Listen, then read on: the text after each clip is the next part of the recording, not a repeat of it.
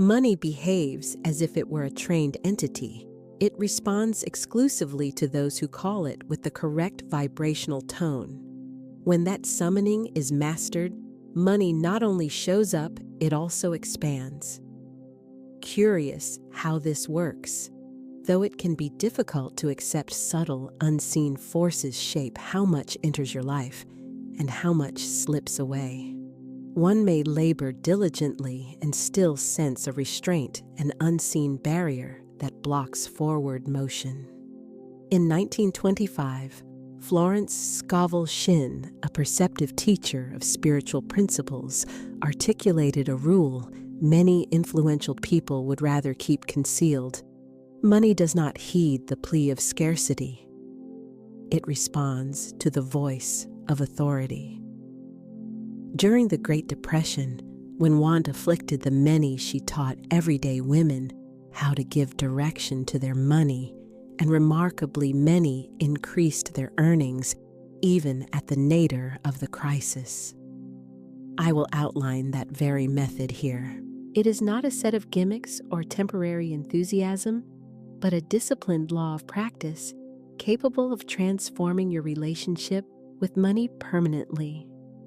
Pay close attention, because a single well-formed declaration can awaken inner power you may have ignored for years. Let us begin. First step, the command of divine multiplication.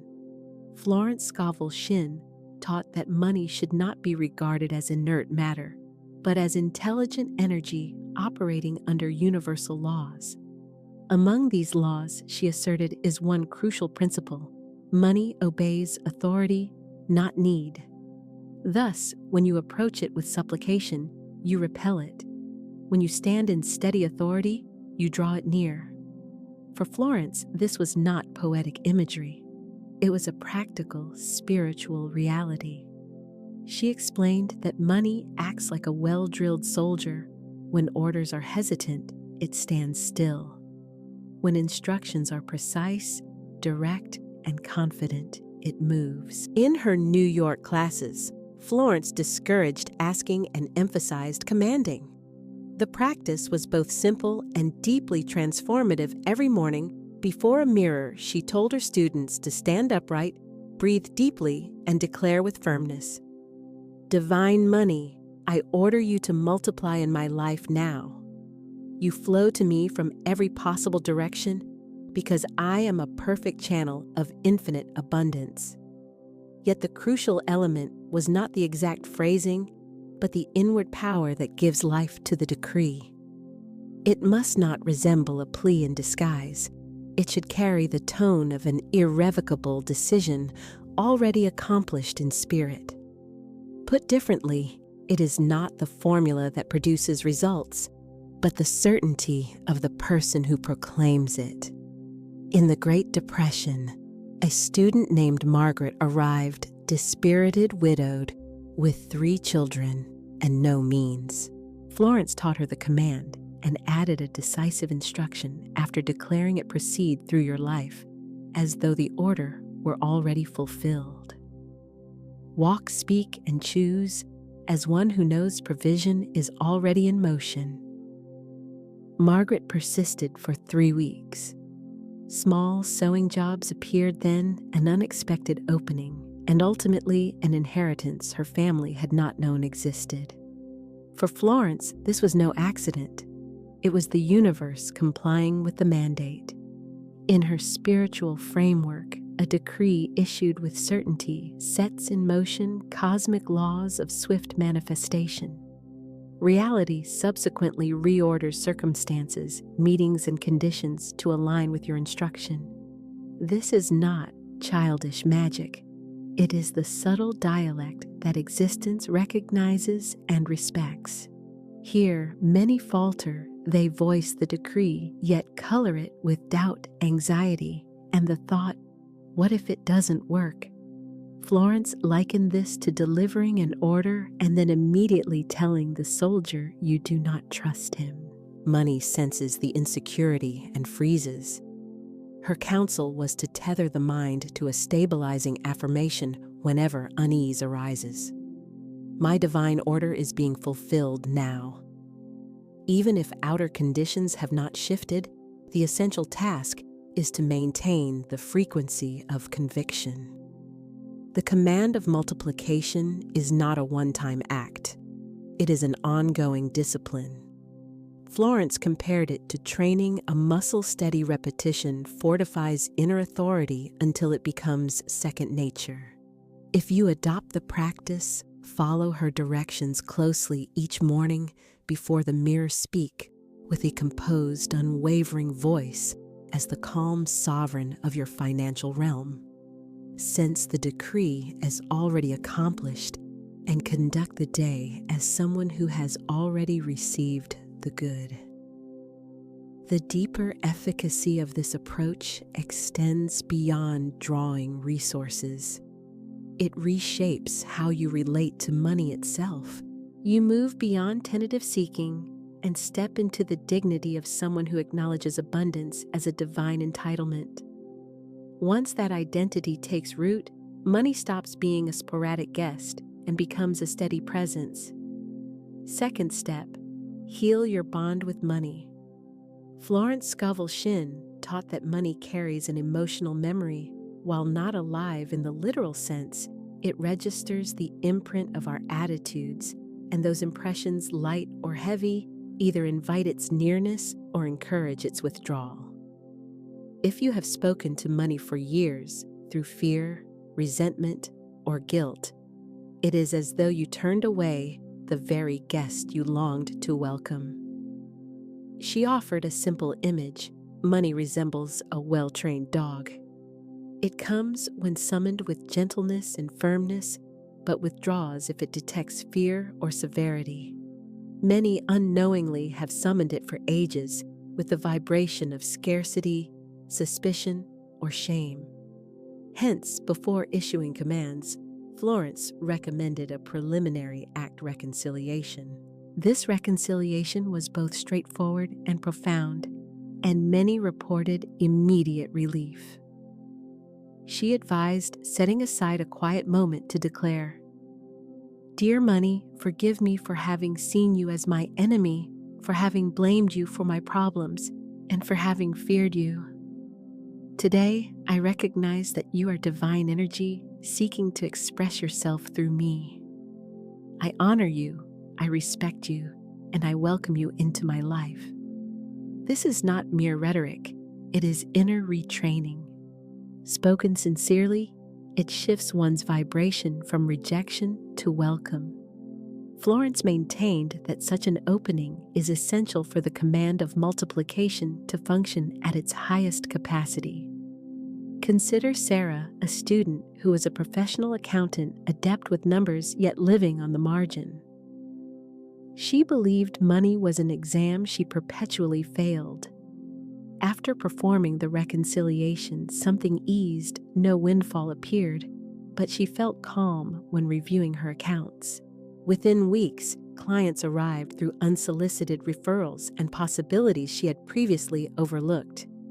For Florence, this marked money's return, attracted by renewed respect. The takeaway is straightforward. You cannot effectively direct what at a deep level you resist or fear.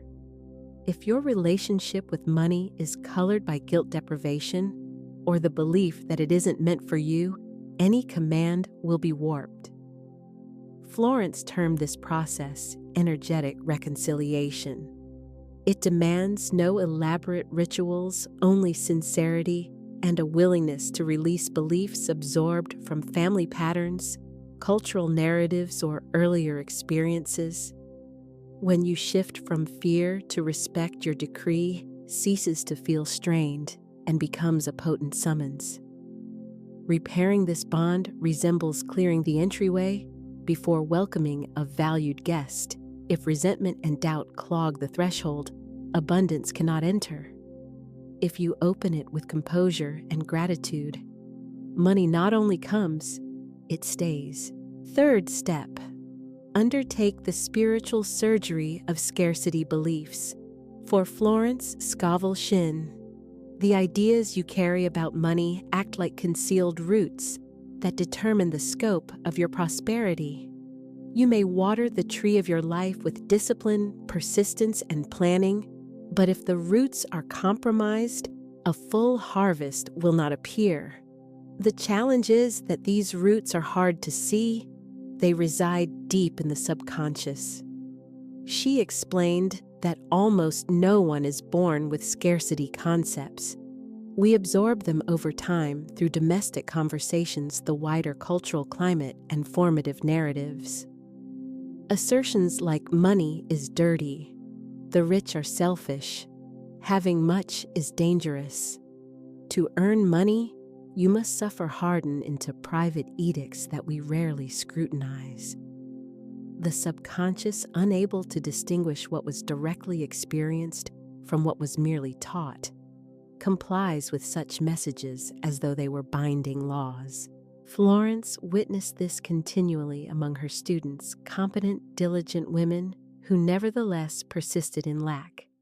Their difficulty did not lie in an inability to earn, but in inner beliefs that undermined every gain.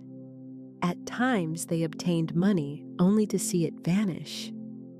At others, they passed up openings because unconsciously they felt unworthy to receive. To remedy this, Florence prescribed what she termed the spiritual surgery of impoverishing beliefs. The approach is at once straightforward and profound. Identify such notions as energetic knots, remove them deliberately, and replace them with convictions that accord with abundance. The process begins in stillness. She directed students to close their eyes, breathe deeply, and pose a candid question. What belief about money did I inherit and still carry? This is not a reasoning drill, but a space for the first impression to surface a phrase, a memory, or a sensation. An inner voice may echo a relative's or teacher's words. At other times, a bodily signal appears, a tightness when asking payment or unease when envisioning prosperity. Once the belief is identified, she asked you to state clearly, "This belief is not mine.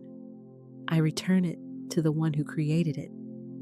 My mind is cleansed and open to receive the divine truth about abundance." She maintained that this spoken act often brings immediate relief, like lifting a stone from a stream so the water can run freely again. Yet she cautioned that without a next step, the cleared space may be reoccupied by the same notion, much like a wound that becomes reinfected. Thus, she introduced the second stage, the implant of millionaire consciousness. This entails planting with full assurance new beliefs to supplant the old, robust living declarations such as, "I am an heir of infinite abundance. Money loves me and flows to me effortlessly. I deserve prosperity because I am the perfect expression of divine wealth." She stressed that repetition alone is insufficient. One must embody each phrase, envision it vividly, and above all, behave as if it were already reality.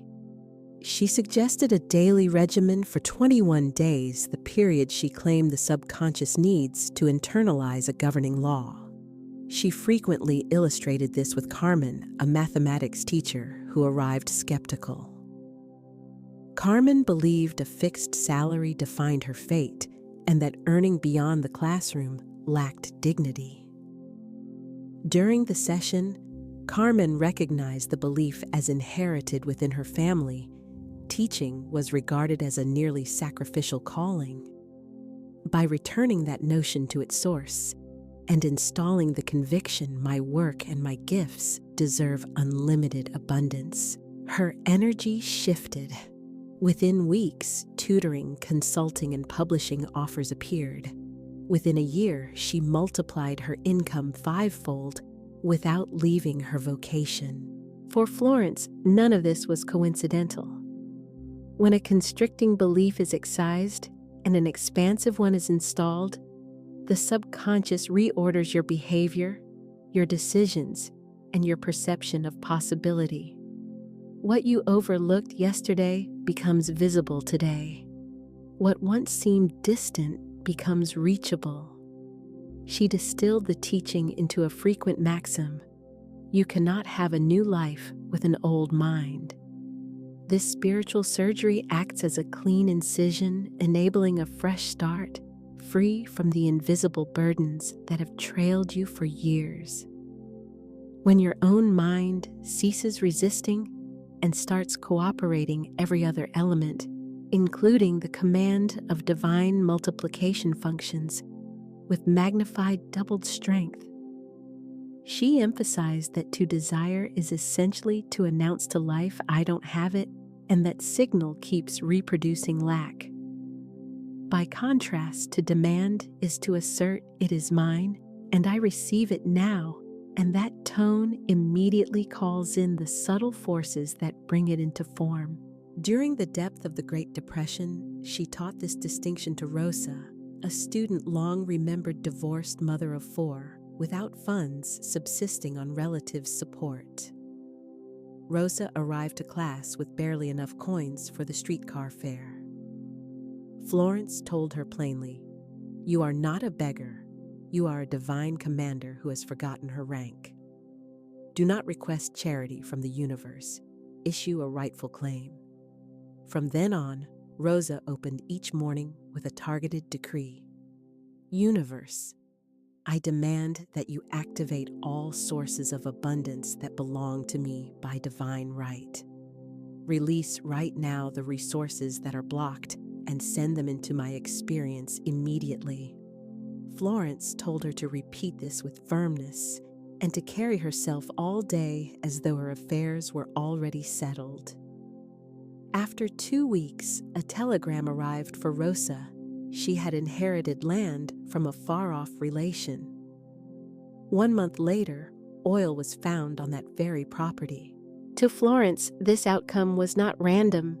It was the natural sequence that follows a rightful demand.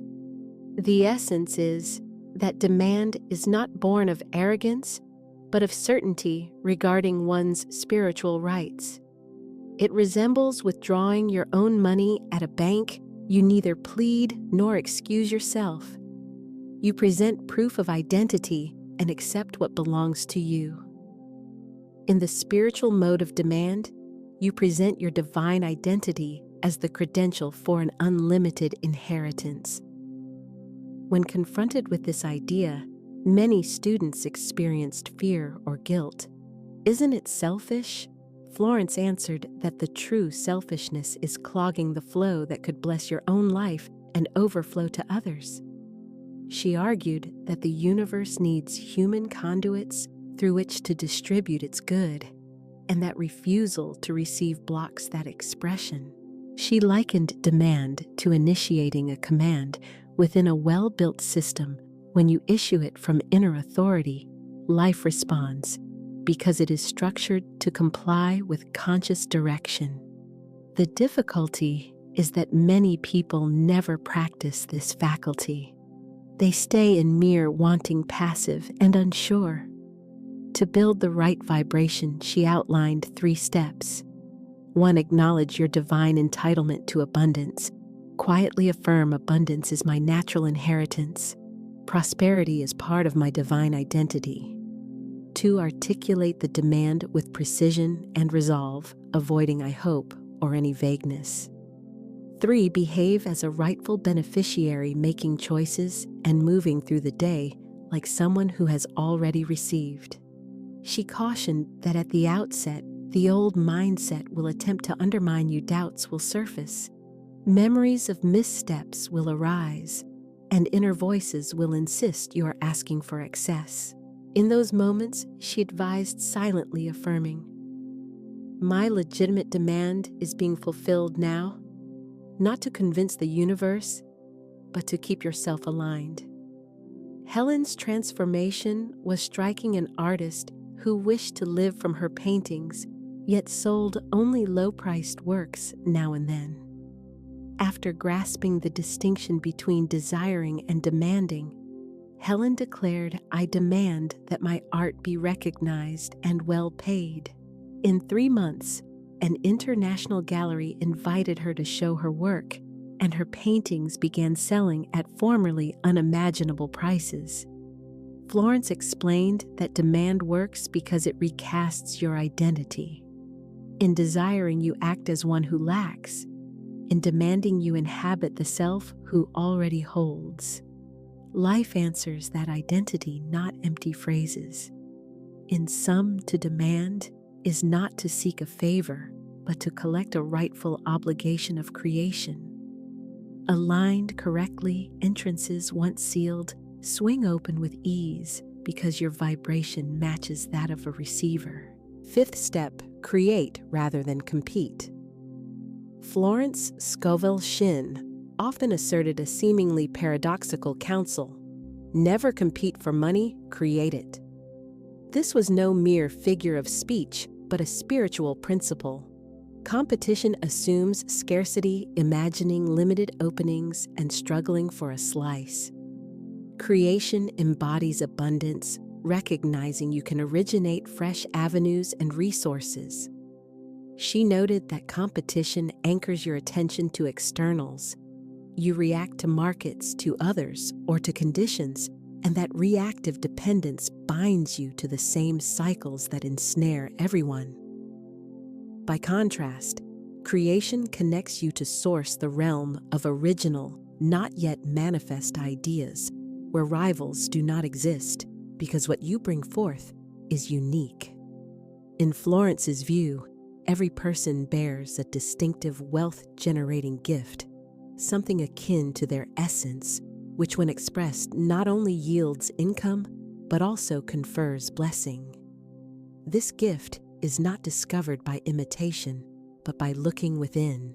She encouraged recalling the activity so natural and joyful that time disappears.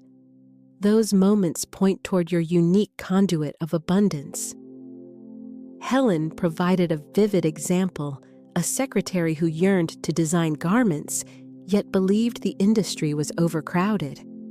Florence posed a pivotal question.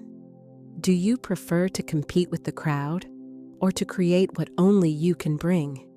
Helen began crafting pieces inspired by her cultural lineage styles, not then available in the market. Within months, a boutique that prized originality discovered her creations. She stopped being just another entrant and became a touchstone for a distinct personal style so authentically her own that it mirrored her essence. That alignment, by its nature, draws abundance. For as Florence taught, abundance is not awarded to the strongest, but to those attuned to purpose. Competition, by contrast, hides many snares. In competing, one often imitates another's path to keep pace, and in doing so, dilutes one's signature.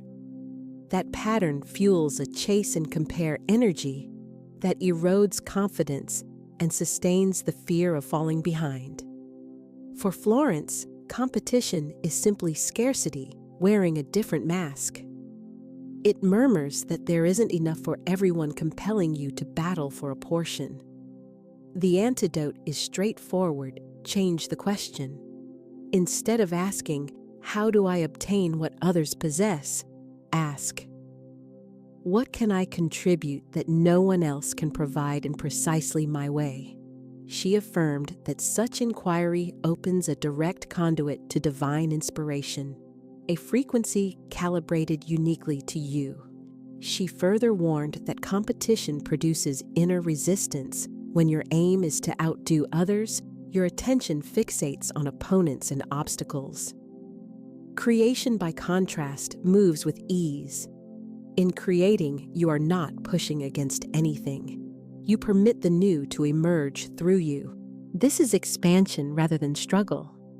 To strengthen a creative mindset, she recommended a practice for 7 consecutive days. Keep a notebook and list ideas, abilities, or passions without judgment. The aim is not to be realistic, but to open the creative conduit. Afterward, review and ask which of these can I shape into a contribution that only I can offer. That distinctive value, she said, is the strongest and most durable magnet for abundance. Consider Mark, a baker who had tried to win customers by slashing prices.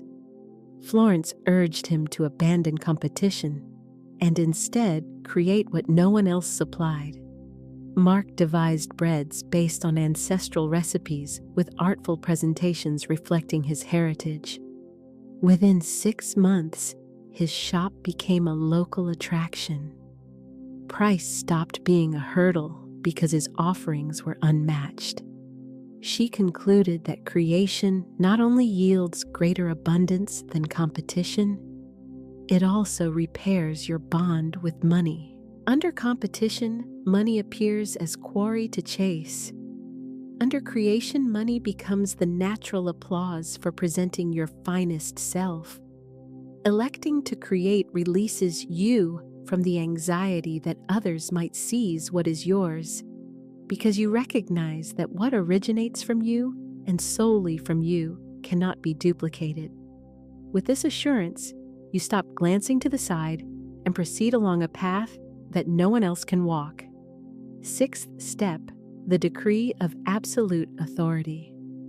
Florence Scovel Shinn taught that beyond the command of multiplication and beyond rightful demand lies a still higher stratum of spiritual command, which she named the decree of absolute authority. In her view, this was never a superficial routine of positive phrases. It was an assertion of sovereignty over your financial domain, speaking as a co-creator alongside the universe where your word does not petition, it decrees. She argued that most people approach money from a merely human identity. They check balances, tally debts, measure wages, and assume those figures confine their capacity to prosper. The decree shatters that frame because it springs from divine identity, recognizing oneself as an expression of the creative source. And if you belong to that source, you possess authority to reconfigure tangible reality so that it mirrors your command. The decree, she taught, has an exact structure. By my divine authority as a child of the Creator of all abundance, I decree that my financial reality is transformed right now. I order all invisible forces to work to multiply my money perpetually. What changes everything is the inner position from which you speak. You avoid, I want or I need, and you do not plead for assistance. Instead, you acknowledge that the transforming power already resides within you, and that when you voice it, the universe complies because it answers to the very power that brought it into being. To make the point vivid, she offered a plain image. If a king needs a bridge, he does not request permission from the crowd. He issues a decree. He does not doubt the command because it proceeds from the highest authority. In spiritual terms, your divine identity is that seat of authority. When you decree from that level, your instruction is not judged by scarcity or by shifting circumstances. She cited a notable example, Laura, who had propped up a small business for years by grit alone, living at the brink and hoping improved sales might finally meet her costs. When Laura first encountered the practice, she balked. Speaking in that register felt presumptuous. Florence answered plainly, "It is not pretentious to claim what is already yours by right. Pretentious is denying yourself the right that has been given to you." Laura then began each morning with a firm decree. Within a few weeks, collaborations and contracts surfaced, the very ones she had pursued for years. This was not randomness. Her energy and her speech shifted, and reality mirrored the shift. There is, however, a crucial requirement: behave as someone who already lives inside the declared reality. A decree without congruent action resembles passing a law and never applying it.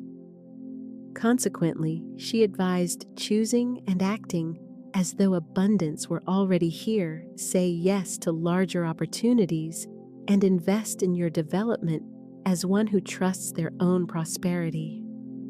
Equally vital is steadiness. The decree is not a one-off statement. It is restated daily until it crystallizes as a natural state of mind.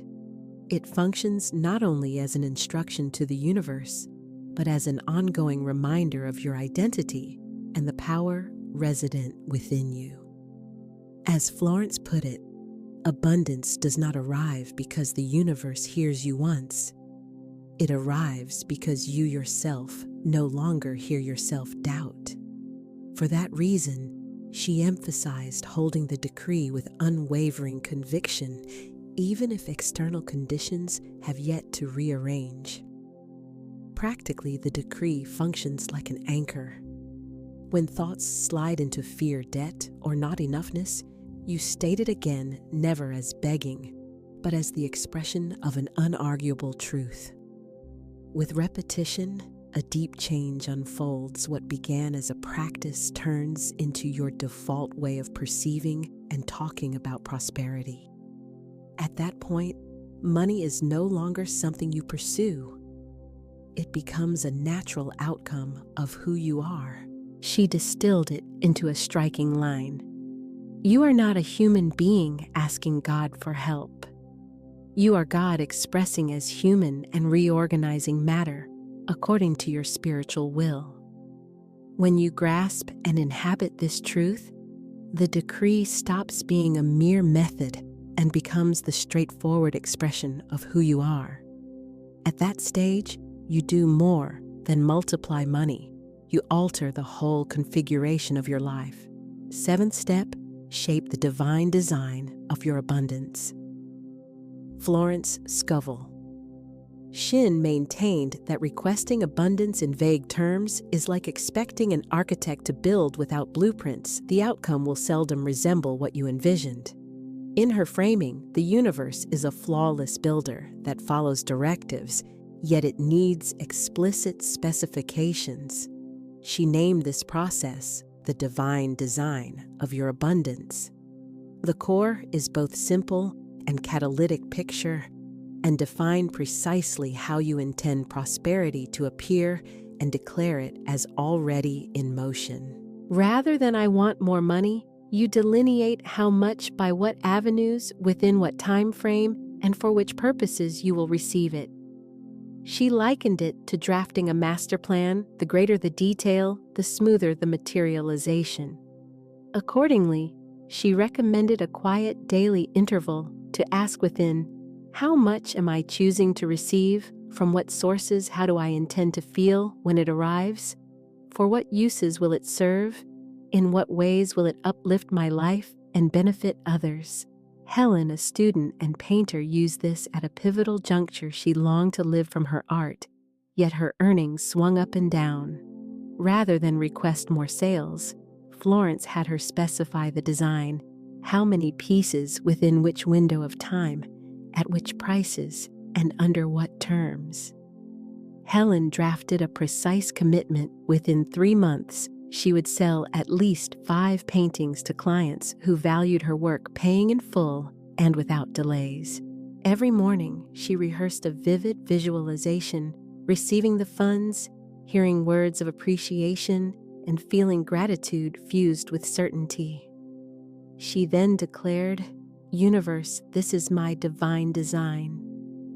I order it to manifest in my physical reality right now in a perfect way and in harmony for everyone involved." Within 2 months, she not only met the 5 sale mark, a collector purchased a piece and commissioned additional work for the following year. To Florence, this was not luck. It was the natural effect of handing a precise blueprint to the universe. Even with its precision, she cautioned that the divine design is not a vehicle for whim or a private wish list. It must arise from a consciousness of shared abundance, such that what comes to you causes no harm and remains aligned with your higher purpose. For this reason, She consistently appended the clause in a perfect way and in harmony for everyone involved, thereby guarding against outcomes that might benefit you, yet produce negative repercussions elsewhere. A further principle follows: comport yourself as though the design is already underway. This does not mean reckless spending. It means choosing and behaving with the quiet confidence that the plan is being constructed. For example, if your design includes funds to initiate a venture, begin immediately by researching suppliers, mapping the launch, and carrying yourself as an entrepreneur already in motion. She also suggested strengthening the process with tangible symbols. Assemble a board or a folder of images, phrases, and clippings that embody your particular abundance, not to fixate on them, but to softly guide and prime the subconscious. A hallmark of her approach was scheduled review. Revisit the design and refine it when aims or conditions shift, not from uncertainty, but because awareness matures and yesterday's ideal can transform into a stepping stone toward a larger good. She maintained that this practice awakens the organizing intelligence of the universe, an unseen coordination that marshals people, circumstances, and openings to realize your plan. Though the mechanics may remain hidden, every step carried out with certainty draws the result nearer.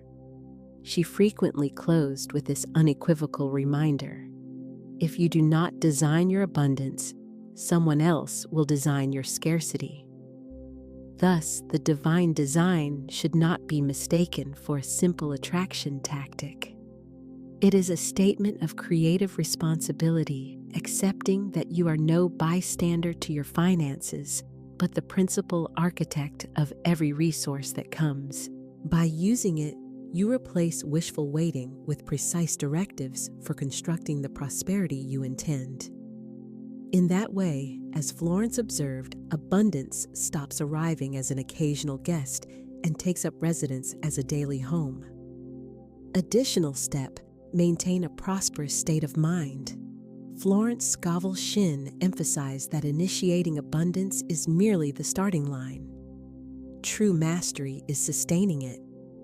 Many individuals bring in revenue chances or upgrades only to slide back to the beginning. The reason, she said, is the failure to uphold prosperous consciousness. When that frequency fades, abundance flows elsewhere. Preserving prosperity is akin to nursing a flame. It calls for steady daily care. The task is not fixation on money itself, but the cultivation of the inner posture that invites it. Gratitude, grounded certainty, and an ever-open stance toward receiving. One central practice is anticipatory gratitude at daybreak. Thank not only for what is present, but also for the abundance en route. As she put it, when you give thanks in advance, you signal to the universe that you have already received. That frequency of certainty keeps open the channel through which your prosperity flows. A second habit is to bless money in motion, even when it is not yours. Whenever you witness paying, charging, or purchasing, silently affirm, "I bless and multiply that abundance." Florence held that this discipline shields your frequency from envy and from corrosive financial comparisons. At this point, she introduced a potent concept: prosperous giving. It is not charity from depletion or martyrdom. It is the choice to contribute to people, initiatives, and causes that expand the field of abundance. Joyful giving plants seeds in fertile soil. Gifts return increased not through cosmic reward and punishment, but by the cadence of natural law. She stressed that prosperous giving is not confined to money. It may be time-offered skills, shared ideas contributed, or connections made that empower others. The essential point is the felt participation in universal circulation. In her phrasing, What fear withholds grows stagnant. What love gives multiplies. A further imperative is to protect your mind as sacred ground. She urged steering clear of settings and conversations saturated with scarcity grievance or money pessimism, not as denial, but because consciousness magnetizes experience. If that magnet corrodes with fear, bitterness, or constant complaint, its drawing power weakens. She also encouraged crafting a legacy of conscious wealth. Think beyond accumulation toward the ways your abundance can continue generating benefit even after your lifetime. This could include supporting education, creating employment, or leaving resources that allow others to amplify what you initiated. She often ended her courses with a clear admonition: you are not a casualty of the economy. You are the maker of your financial reality. And that insight is not motivational fluff. It is a call to responsibility. Creators do not stand by for the world to shift. They shift, and the world reconfigures in response. With these principles in hand, the next step is to live from that identity. Money is not a judge and not a rescuer. It is a servant and an ally. It responds to your authoritative summons, your respectful welcome, and your purposeful use. Reconfirm your stance in this moment. I decree that my prosperity grows and is sustained perpetually in perfect harmony for everyone involved. I give with joy, I receive with gratitude, and I keep open the infinite flow of my wealth. If these statements resonate, fix them in writing now, rather than letting them evaporate as passing inspiration. I issue this decree to seal your pledge to abundance and to broadcast that frequency to the universe. Pass this message along to anyone who must recall that they are not economic victims, but creators of their financial life, and subscribe with notifications on, because upcoming material will explore additional principles and spiritual disciplines to multiply your prosperity and dissolve hidden blocks. Keep in mind, abundance does not come to those who merely wait. It comes to those who command. And today, the universe stands ready to heed your voice. Picture a Tuesday afternoon session with me. You arrive carrying the day's heaviness and explain that you've repeated the decree, taped it to the fridge, set it as your phone background. Yet a knot still tightens in your stomach when you state your price, open your banking app, or hear a request for a discount. I would tell you what 2 decades of similar conversations have taught me. Your words have already turned the ignition. Now your body and your conduct must learn to steer with smooth control. Commanding is insufficient if your breath broadcasts urgency, if your posture collapses when money is mentioned, or if your schedule treats prosperity like a lucky accident you hope might occur. Odd as it may sound, money responds to the wholeness of your presence. It enters where coherence prevails. It stalls when it perceives fractures between your speech and your behavior. Begin to conceive of authority as an atmosphere you embody rather than a single sentence you recite. Authority shows in your stance, in the cadence of your voice, in the clean way you end a conversation without self-justification, and in the respect you extend to your own time. The universe will not treat you as serious when you defer what should be non-negotiable. I have met physicians impeccable with patients yet disorderly with their accounts. Performers who command a stage yet crumble before an overdue invoice. Parents who serve as beacons for their children yet treat their own prosperity as optional. They were neither deficient people nor cursed by scarcity. They were simply untrained in holding their rank. The decree is your insignia. Daily discipline is the way you wear the uniform. Pause to breathe. Inhale through your nose to a count of 4. Exhale through your nose to a count of 6. Repeat 3 cycles. Observe your jaw, neck, and chest. Few recognize it, but a short exhale cues the body into supplication. Authority begins with an extended exhalation. Before any call, quote, or negotiation, bring your nervous system into regulation, not to conceal fear, but to soften it. A regulated body thinks more broadly, chooses clearer language, and hears another's needs without abandoning what is equitable for you. Sustaining that calm keeps need from speaking through you and money from bolting like a startled animal. Let's turn to pricing, where many people's energy splinters. In Spain, perhaps due to our history and a work ethic bound to quiet sacrifice, there lingers a belief that charging with ease equals arrogance. You have likely heard the refrains, "Anyone who earns well must be doing something shady." A thriving shopkeeper surely exploits someone. A professional who raises fees has grown conceited. If these notions occupy your interior, even unspoken, your voice will shake when you name a price. You will apologize for taking up space and mistake generosity for self-erasure. Do not confuse kindness with permanent discounting or service with self-punishment. Genuine generosity blooms when your resources are well fed. The authority described here is not arrogance, it is poised clarity. This is the value because the process, care, expertise, and outcome uphold it. If it is beyond reach today, that is okay. When it suits you, I will be here. The equanimity in that final line persuades more than any elaborate argument. Also, pay attention to how your week is constructed.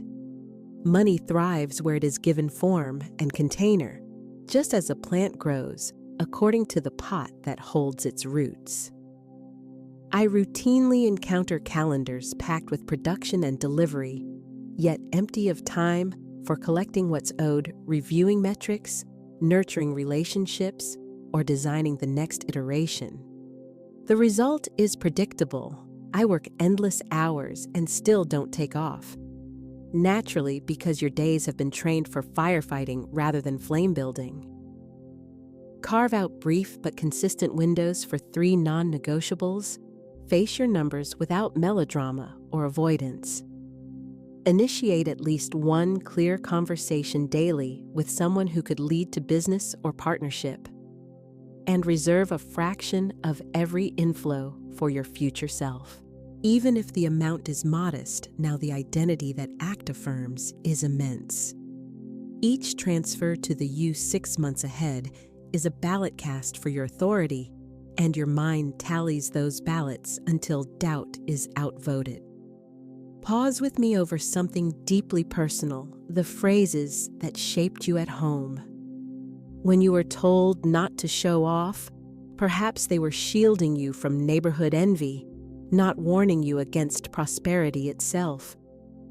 When they said better something secure than dreaming too big, they were likely trying to prevent a fall, not to block your expansion. Appreciate the protective intent, and then return those sentences to their proper context. If you keep them unexamined, you'll let their logic govern a life that no longer fits you. You are an adult in a different era, and the economy around you answers a different posture. Releasing a belief is not disloyalty to family, it is maturity. You can honor your people while building the wealth they would have celebrated in you. If it resonates, write 1 inherited phrase now, and beside it draft the law you choose in its place. It need not be grand. I wasn't born for much can become. My work deserves support and projection. Better stay quiet can become. I express my value without apology. I recognize that some of this can sound overly spiritual or airy, and you may want something concrete. That request is fair. I'm not here to dispense vague promises. So convert your decree into a visible contract with your life. Specify what you will uphold for 21 consecutive days: intentional breathing before any money talk, an upright, grounded posture as you name your price, a fixed count of proposals sent each day, even on low-energy days, a Friday ritual with tea or coffee to review candidly what entered, what exited, and what you still owe yourself. Include an act of giving, perhaps as simple as a thoughtful referral for someone beginning. Do not wait for motivation. Identity is sculpted by repetition. Authority does not appear because you woke inspired. It arrives because your actions do not desert your decision when tiredness knocks. We also need to address your partner, your family, and anyone under your roof. Money left unspoken becomes shadow, and shadow reliably sabotages. This is not about dominance. It is about giving prosperity a shared narrative. Hold a brief weekly meeting, no screens, paper on the table, to tell the truth without blame. Here is our current position. Here's what we want. Here's what we can move now. Do not wield money like a weapon. Treat it as a map. When two adults discuss figures without humiliation, the bond strengthens and choices stop being driven by fear. Some weeks you may agree only on a single small step, and that is perfectly fine. Minds learn from specific movement, not from endless speeches.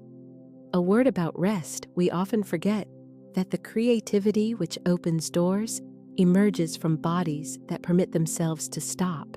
If you grind without pause, any money you make will taste bitter, and your nervous system will pair prosperity with depletion. That is not our aim.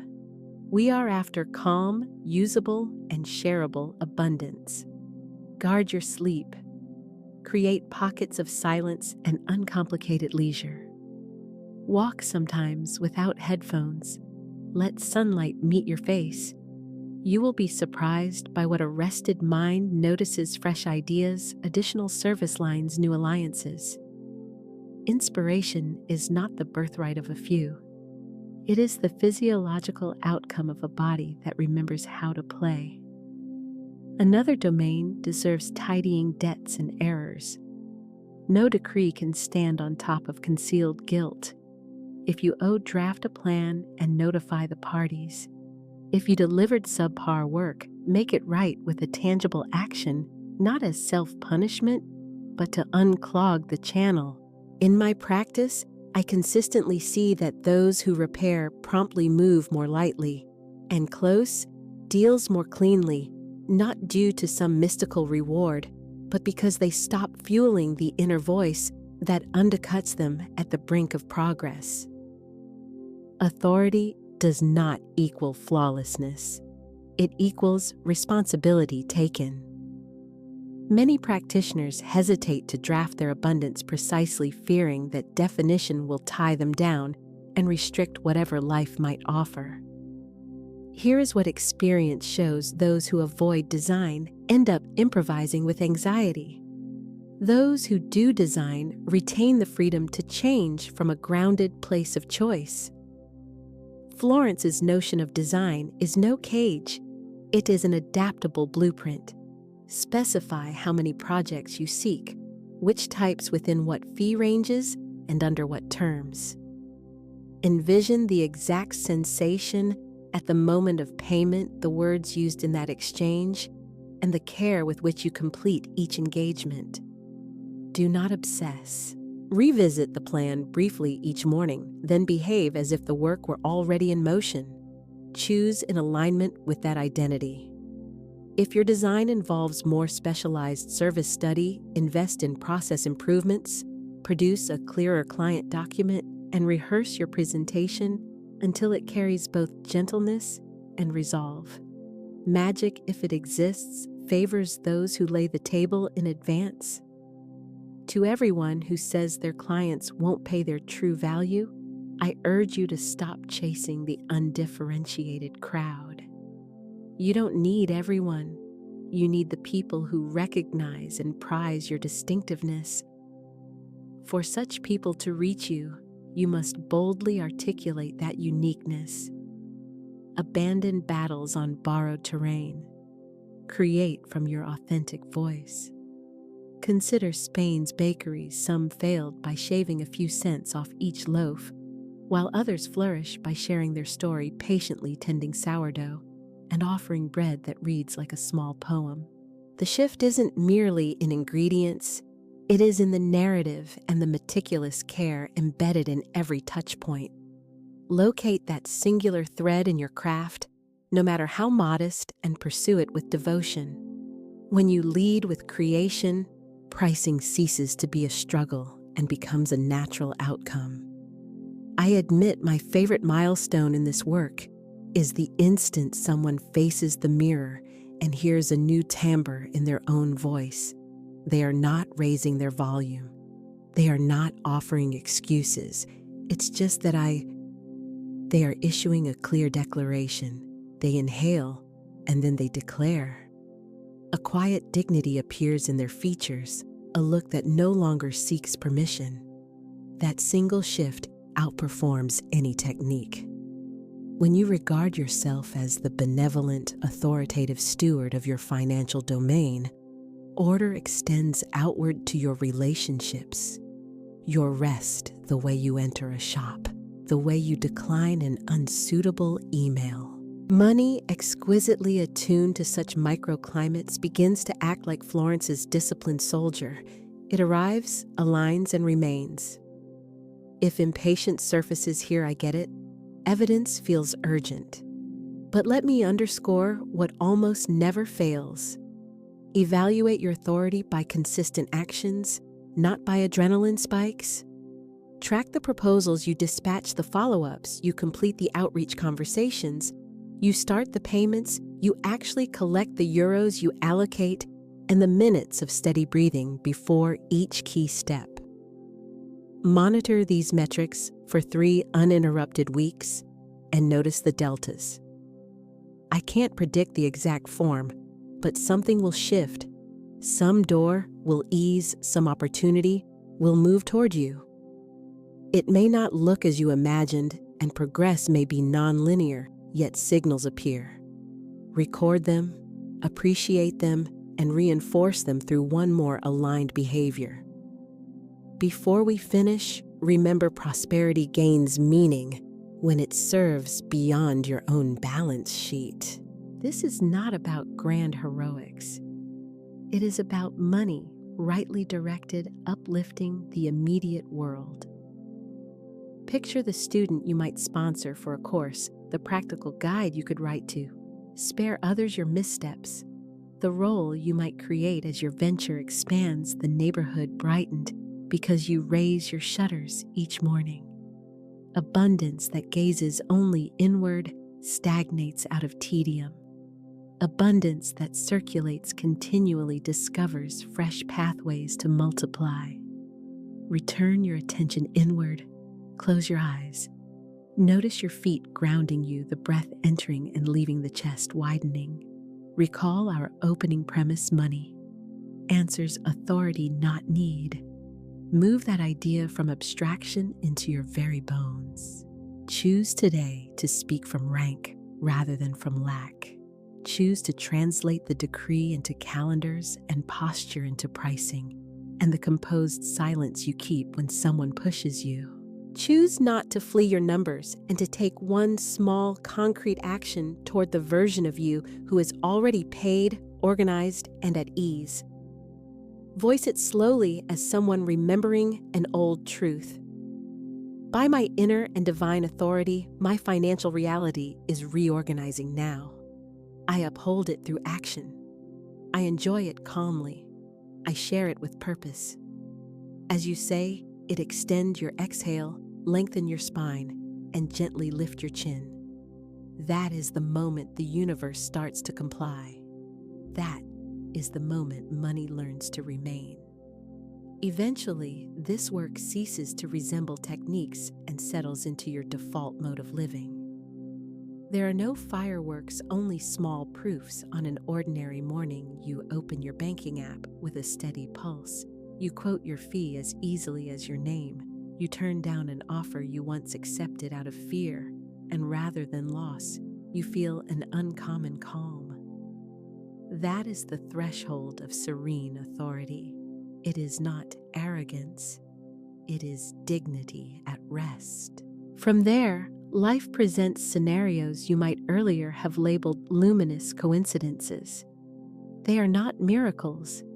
They are the reverberation of your stance. Let's linger on the notion of echo.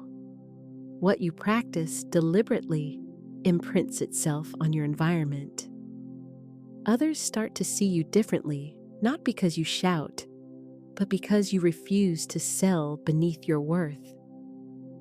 Referrals arrive from people you've never served because clarity magnetizes those who value clarity.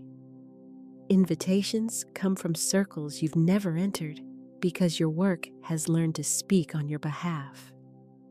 Economies, like other living networks, reconfigure around stable nodes. When you become reliably consistent in delivering when promised, invoicing at the right moment, owning errors, tending to details, and knowing when to conclude, you become that node. Abundance, much like electricity, follows the route of least resistance combined with the highest reliability. At this stage, many people experience a kind of dizzying fear, the whisper of "what if I lose it?" That sensation is not truly about money. It's the wobble that comes when your identity stretches. You learn to face life from a cramped stance, and now there is oxygen margin choice. It is entirely human for a part of you to crave the safety of the familiar. When it appears, remember, expansion is not a test scored pass-fail. It functions like a muscle that fatigues if overworked. Release the urgency to be prepared for everything immediately. Return to the practices that carried you here, lengthened exhalations, firm and lucid decisions, refusing to bargain away your worth. Honest reviews of your figures and relationships that do not pull you back into grievance. Follow that route again and again until the dizziness compacts into solid ground beneath your feet. You may ask what to practice when lean periods arrive, as they inevitably will, even for disciplined practitioners. Begin by refusing to dramatize the turn of the season. Just as nature is nourished by winter, every trade benefits from dormancy. In these intervals, replace your metric. Rather than fixating solely on this week's inflows, evaluate the caliber of the seeds you are sowing. In a slow season, authority expresses itself by refusing to cheapen your name from panic. Do not slash prices without wisdom. Do not scramble to fill every gap. Do not accept discourtesy. Instead, widen your creative arteries. Write the piece you deferred. Codify your processes. Refine the offer, elevate the client experience. Those who hold their poise in the valley gain height on the next hill. When momentum returns, another question surfaces: how do you keep the heart supple? Because prosperity lived with clenched armor erects walls. Our goal is not to harden you. It is to keep your heart available without leaving it exposed to storms. Tenderness is not gullibility. It is felt sensitivity paired with clear boundaries. You can remain thrilled by beginnings, thank each payment as if it were the first, celebrate others' victories, and still decline what is not right, establish conditions, and shut the door on paths that do not honor you. That fusion of gentleness with firmness carries a lucid beauty and, paradoxically, a strong magnetism. People tend to trust those who can feel deeply and still stand steady. Consider another angle. Perhaps your rising prosperity is inviting simplification. A subtle snare appears when things go well, assuming abundance equals adding more until life becomes a tangle. Resist that reflex. True authority also subtracts. Preserve what genuinely nourishes you and let your craft gleam. Cull surplus meetings. Retire offers that no longer match your standard of delivery. If your calendar has become an unsolvable puzzle, redesign its shape. You owe no allegiance to outdated versions of yourself. Prosperity is not meant to turn you into a captive of your own growth. If progress leaves you breathless, reorder the frame. Frequently, the next elevation comes from removing weight, not piling more on. An unavoidable stage on this path is leadership. It does not necessarily imply a large staff or a sprawling enterprise. To lead is to accept that once your voice stops asking permission, your very presence begins to open roads for others. People will approach to learn to request direction, to seek support. Do not fear this. You need not possess every answer. It is enough to share honestly what you know functions and to be forthright about what remains your study. Leading from the wealth you have cultivated also entails tending the social fabric around you. Pay punctually. Recognize other people's labor. Recommend those who merit it. Correct without humiliation. Shield the vulnerable. Refuse to manipulate urgency. Genuine abundance uplifts neighborhoods, professions, and families. Lived this way, money does not merely arrive to you. It moves through you in a manner that nourishes you and those nearby. At this point, an inner skeptic may mutter that these ideas sound rosy, only because circumstances happen to be fine. Return to first principles. Your security is not being tethered to transient outcomes. It is being rooted in identity and discipline. Your calm is not pegged to your most recent invoice. It is grounded in the self you remain when numbers rise or dip. That is the distinction between riding each curve in agony and steering with your gaze set on the horizon, adjusting the wheel as needed. When you know you can sustain yourself without self-betrayal and rebuild without theatrics, you travel through life with a steadiness that money alone can never purchase. Recall the inner child we referenced earlier and consider what that child hoped to witness in the adult you would become. Likely, the dream was not ostentatious wealth, but a house without alarms, a life with books, unhurried hours, afternoons unscarred by arguments over bills. You can provide that now. In truth, prosperity reaches its deepest meaning when it becomes that atmosphere. Shape your home into a place where money is discussed without fear, where work is welcome but does not demand your whole life, where saying no to misaligned things creates space for wholehearted yeses. If you ever question your motive for seeking more, let your answer carry names and faces, the person you will hire and pay fairly, the project you will nurture in your neighborhood, the scholarship you will underwrite, the breather you will gift to someone beginning. When money understands the why, it tends to behave.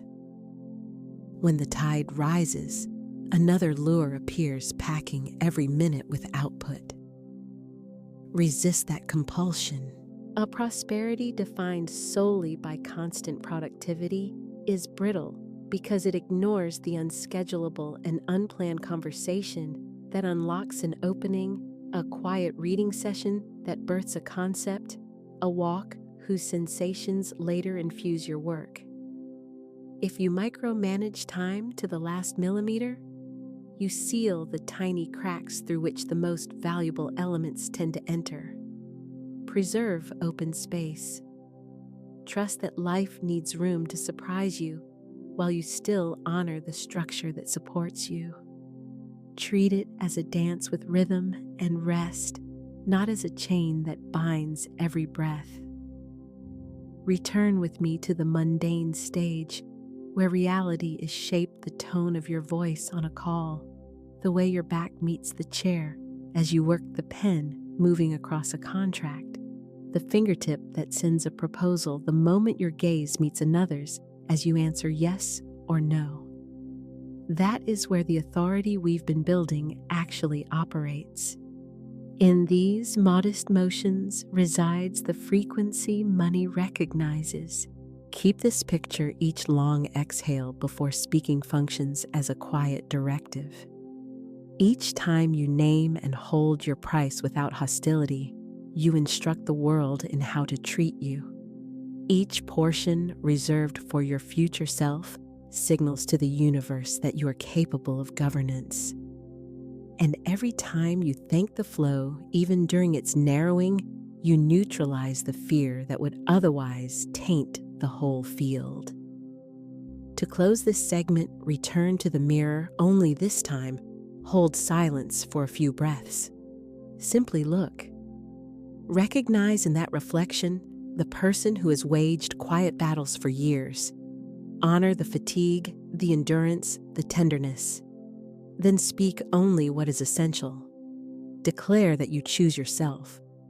Affirm that you steward your economy with respect. State that you give and receive in measured balance.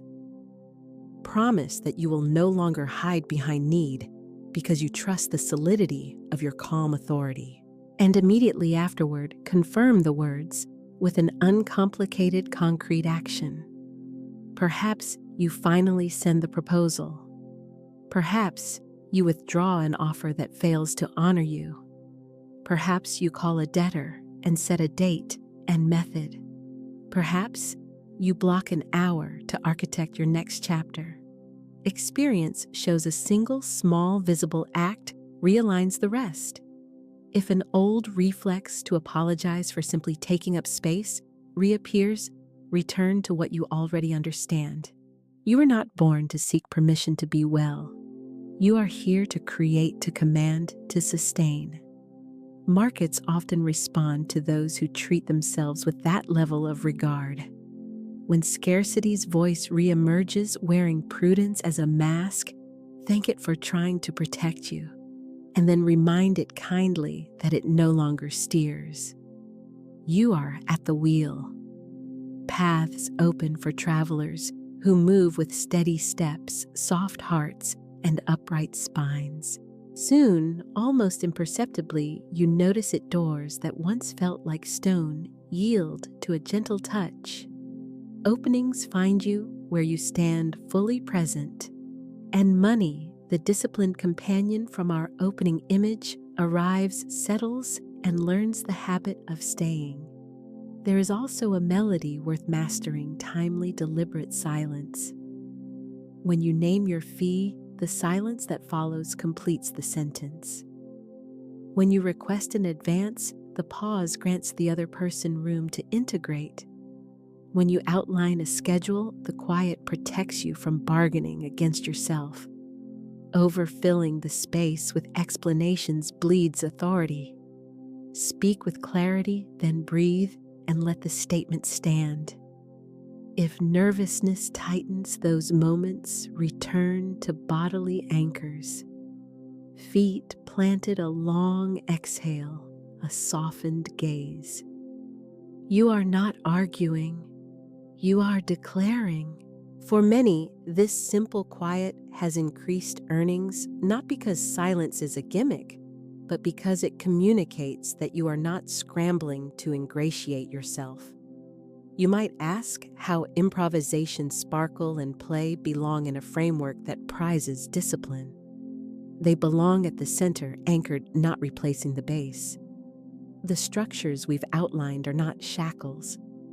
They are the scaffolding that lets play unfold safely. A musician who drills scales with precision later improvises with grace. A prepared professional who understands cash flow margins and voice can take on a passion project that isn't maximally profitable, donate hours to a cause, or take a restorative day for the theater and draw nourishment from it. Many confuse freedom with disorder. What we are training is a freedom that forgets neither invoices nor timely payment to those who support your work. Now consider your team, even if team means a single helper for 10 hours a month. Delegation can feel risky because it reveals your style of command. Delegating from panic and urgency exhausts people. Delegating from composed, kind authority multiplies your prosperity's reach and perception. The essentials are simple. Make requests with precision, pay on time, correct without shaming, and offer thanks that are concrete rather than generic. Teach standards through examples. This meets the bar, this doesn't. Do not assume telepathy. And remember, leadership is not micromanagement. It is stewardship of the container in which others can do excellent work. If writing that first payment stings, breathe and proceed. You are irrigating the ground you will later traverse with greater ease. We should not overlook boundaries with clients. A boundary is not an icy barricade. It is a respectful perimeter. A client who pings you at 11 at night is not bad, they are simply exploring your edges. If you respond, you announce that the edge is porous. If you thank them and reply during business hours, you teach that collaboration with you unfolds inside a frame that safeguards the work. Durable prosperity requires sound limits. They protect your health, prevent resentment, preserve quality, and interestingly, enhance your appeal. People trust professionals who care for themselves. Money tends to favor those who refuse to mistreat themselves in order to earn it. By this point, it's clear we're stitching together an identity made visible through modest, repeatable actions. Notice your posture whenever the topic is money. A seat set too low robs you of stature. A collapsed back mutes your voice. Eyes that dart erode confidence. These are small cues, yet the other person's nervous system registers them in an instant. Sit tall with feet planted and shoulders at ease, letting your voice rise from the ground through you rather than straining from your throat. That posture has a quiet elegance. You are not posing. You are reminding your body that it has rightful place where it stands. Let's visit the child within once again. A powerful healing image is to let that child witness calm abundance in action. Skip the spectacle of luxury. Offer the sight of an unhurried table, an invoice settled on time, a leisurely afternoon walk made possible by a well-planned day, a simple act of generosity that touches you both. Say inwardly, this is what life looks like when money doesn't command when it serves. A child who once heard sharp fights over small amounts will sense that you've cultivated a new climate, and in return, will stop tugging you toward urgency. I understand the craving for solid evidence. Review the last 30 days with clarity. How many proposals did you send? How many follow-ups happened? How many yeses did you grant? And how many no's? What amount did you reserve for your future self after naming your price? How often did you honor silence? How often did you breathe before speaking? How many loops did you actually close? No judgment, only information. That becomes your chart. You don't require heroic anecdotes. You need distilled signals. What currently feels like deliberate discipline will soon become automatic. Then comes my favorite milestone in sessions, the moment a person says they barely recognize themselves in the best way. I sent the quote and didn't justify it. I set a payment date without complications. I said no to a project that wasn't right. I charged in advance and slept well. That I don't recognize myself is you finally meeting the self that has always existed now without fear. If a bundle of excuses still lingers, reassign that protective voice to a worthy post. Acknowledge its efforts and inform it that going forward, it will serve you in new ways by prompting hydration rest walks, a call to your mother, silencing the phone before negotiation, softening your face with a smile as you enter a room. Often, the part of the mind that sabotages simply needs different work. Given a fitting task, it stops eroding your progress and takes its place as an ally. I want to offer a closing picture. Envision your name as a wax seal. Each day you press that seal onto concrete acts, not hopes, but acts. After enough pages are sealed, your identity resists the pull of outdated drafts. The inscription on your seal reads, "I speak clearly. I charge with respect. I give with joy without harming myself. I close with grace. I breathe before deciding. I design and adjust. I thank ahead and behind." Repeating that seal day after day renders your presence reliably consistent. The universe coordinates more smoothly when it can anticipate you. And money, as you've learned, settles best in homes where it feels safe. If after reading this, you feel drawn to hunt for more techniques, check whether that impulse is a gentle dodge from the action you already know is due. There is a time to learn and a time to do. Today likely belongs to doing. The step need not be large an email that states dates and terms, a call you have postponed, a proposal sent without apology, a transfer earmarked for your future self, a candid talk at home, a courteous no. Abundance rests on modest bricks laid well. The gleam arrives afterward once the structure stands.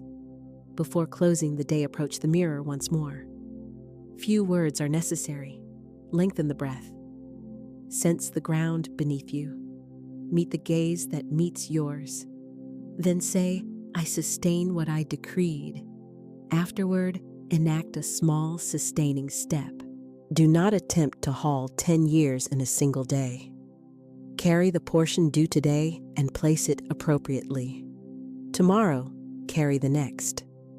This is how people steadily redesign their material fate. This is how the miraculous becomes ordinary. This is how, almost without notice, money learns to remain.